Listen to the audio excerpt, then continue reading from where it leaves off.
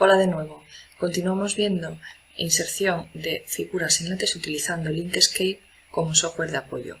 Minimizamos pantalla y vamos a continuar donde lo habíamos dejado.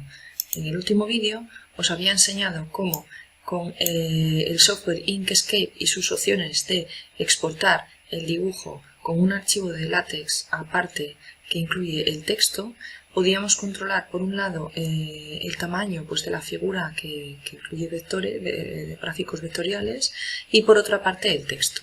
Entonces vamos a mirar ahora cómo es la estructura del archivo PDF test para controlar el aspecto de esta figura. Fijaros, por ejemplo, que utiliza un comando que se llama picture, que no es objeto de este vídeo el explicároslo, eso lo veréis en otra parte del curso, pero aquí lo que hace este entorno es permitirnos colocar en un gráfico distintos elementos en distintas posiciones. Entonces, en primer lugar, coloca en el origen de coordenadas con el comando include graphics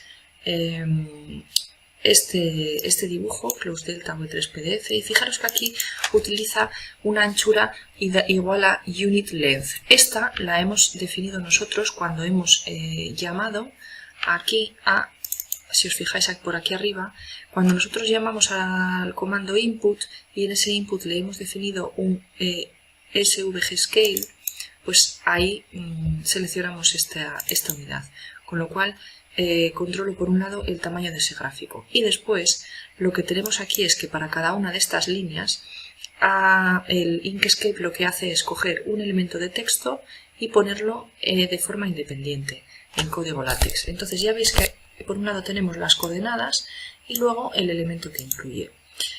Vamos a ir fijándonos. Este PUT serían las coordenadas del primer elemento.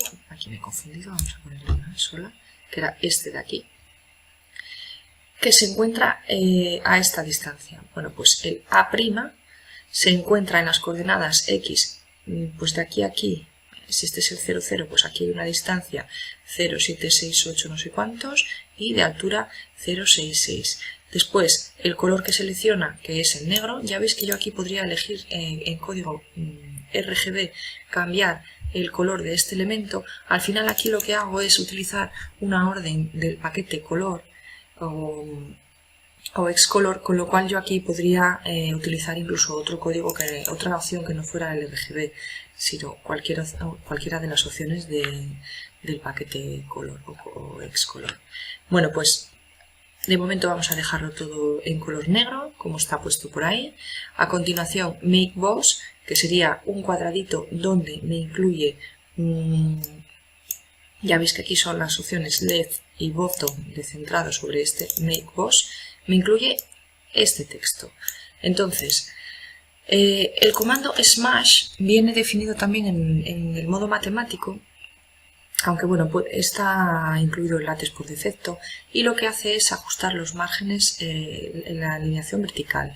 Este Smash lo que hace es para este cuadradito, este Mix Box, pues lo ajusta, digamos, cuando escribe la letra A' o B' o cualquiera que sea las que tengo por aquí, lo ajusta de manera que no queda ningún margen ni por arriba ni por abajo.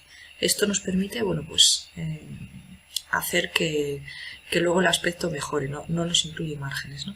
Podríamos quitarlo y en este caso el aspecto no cambia nada. Ya veis que de hecho ya lo había hecho antes por defecto de la prima y lo había puesto ya sin Smash y no cambia nada el aspecto.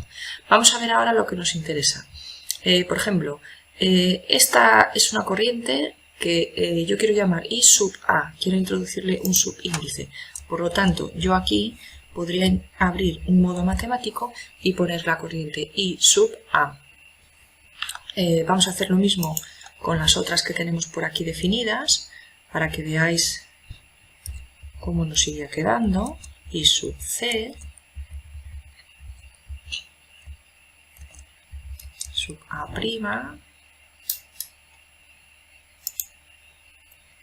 Vamos a esperar a que se nos actualice.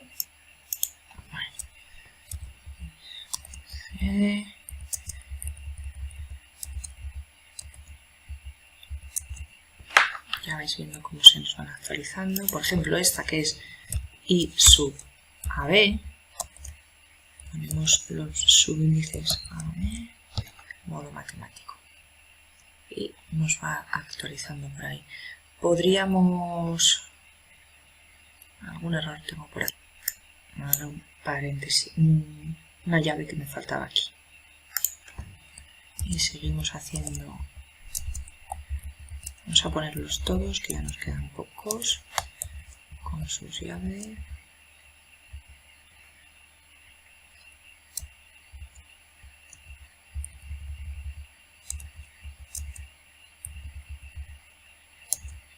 Y sub B. Y sub B.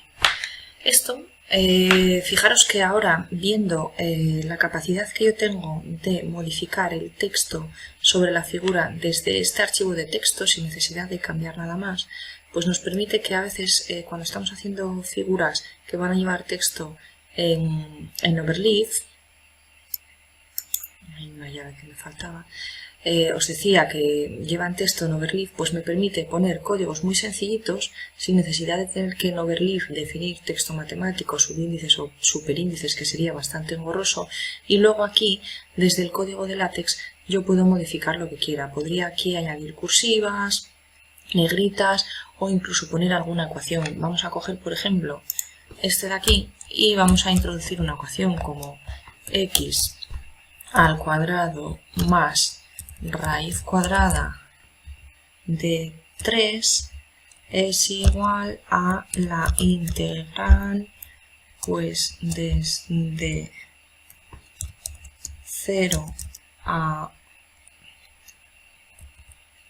infinito de x diferencial de x, por ejemplo. Fijaros que una ecuación que nos sale por ahí pues no se ve muy bien, tan compleja como yo quiero. Bueno, fijaros que esta ecuación ahora no se ve. Me gustaría que quedase un poco hacia la izquierda para que pues se vea visible. Bueno, ¿cómo haríamos esto? Pues modificando la coordenada x. Fijaros que si esto se inicia un poquitín después del 0, la gráfica comienza en 0, 0 y esto está un poquitín desplazado hacia allá, pues igual aquí lo que tenemos que hacer es poner una coordenada negativa. Vamos a desplazarlo un poquitín a la izquierda y aquí, bueno, pues nos moveríamos un poco por tanteo. Ya veis que puedo aumentar esto un poco más, puedo subir esto a 9, también me interesa aumentar un poco la coordenada x, vamos a ponerle aquí 52. Bueno, pues iríamos tanteando estas distancias hasta que me quede esto con el aspecto que yo quiero. Bueno, pues un poco más, ¿no?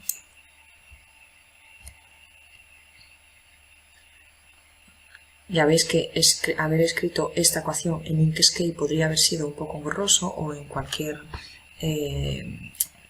digamos en Corel o en cualquier otro software de manipulación de gráficos vectoriales, y aquí pues no me cuesta ningún trabajo.